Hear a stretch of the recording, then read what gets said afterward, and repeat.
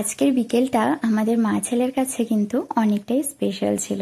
কারণ আজকে আমরা তিনজনাই আর সাথে আমাদের ভাইস্তা সবাই চলে গেছিলাম বঙ্গাইগাঁও পার্কে, বঙ্গাইগাঁও পরিবেশ উন্নয়ন উদ্যানে। তো এখানে গিয়ে আরেকজনের খুশিটা আমি আর মুখে বলবো না, তোমরা নিজেরাই দেখে নাও।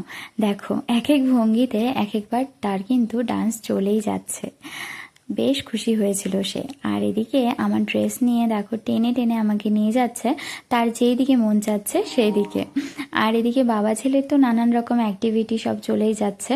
দেখো এখানে যেমন স্লিপারে ওঠা শুরু করে দিয়েছে তারা। তো বেবি হলে হয়তো এরকমটাই হয়, আমরাও কিন্তু ওর সাথে আমাদের ছোটোবেলাটাতে ফিরে যাচ্ছি, আমাদের ছোটোবেলাটা এনজয় করছি। এইভাবেই ঠিক সবার সাথেই হয়তো এরকমটাই হয় বেবি হওয়ার পর, তাই না? আর এদিকে তারা কিন্তু দুজনে অনেকটাই মজা করছিল। আর আমাদের আয়ানসের কিন্তু দোলনায় উঠে দেখো মুখে একটু হাসি চলে এসছে, এতক্ষণ মুখটাকে একটু গোমড়া করেই রেখেছিল সে।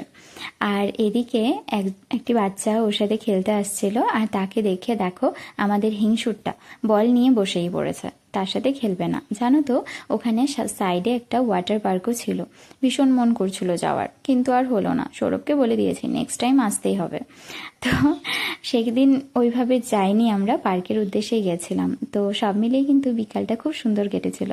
তারপর আমরা কিছু চটপটা খেয়ে নিয়েছিলাম, আর দেখো পাপড়ি চাট আধা খাওয়ার পর আমাদের মনে পড়েছে ক্লিপ নেওয়ার কথা। আর এদিকে আমাদের ছাতা পাগলু এত ছাতার পাগল যে ছাতা নিয়ে এসে গাড়িতেও ছাতাটা খুলেই বসে আছে। তো চলো, আজকের ব্লগটা কিন্তু এখানেই শেষ করলাম। আমাদের এই ছোট্ট ব্লগটা তোমাদের যদি ভালো লেগে থাকে তাহলে অবশ্যই লাইক করো, আর আমাদের চ্যানেলটি সাবস্ক্রাইব করে রেখো আয়ানসের এই মিষ্টি মিষ্টি ব্লগগুলো দেখার জন্য।